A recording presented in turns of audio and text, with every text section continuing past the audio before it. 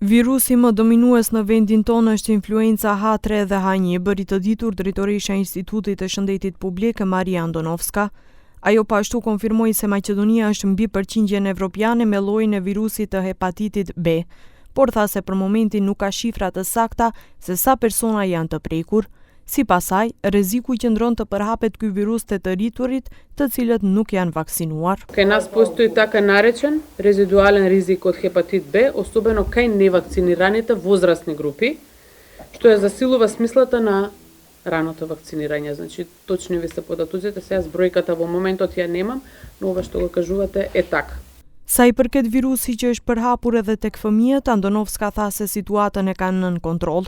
Ndërkohë ende nuk kanë vendosur sa do të japin rekomandime për vazhdimin e pushimit të gjysmavjetorit të dytë. Ги следиме работите, може би е рано сега да кажеме во моментов, дали ќе препорачаме нешто такво или не. Што е најважно, ситуацијата е под контрола и се следи. Para 2 ditëve nga klinika e fëmijëve në spitalin Nën Tereza paralajmëruan se është rritur dukshëm numri i fëmijëve në 3 javët e fundit, të cilët kërkojnë ndihmë mjekësore.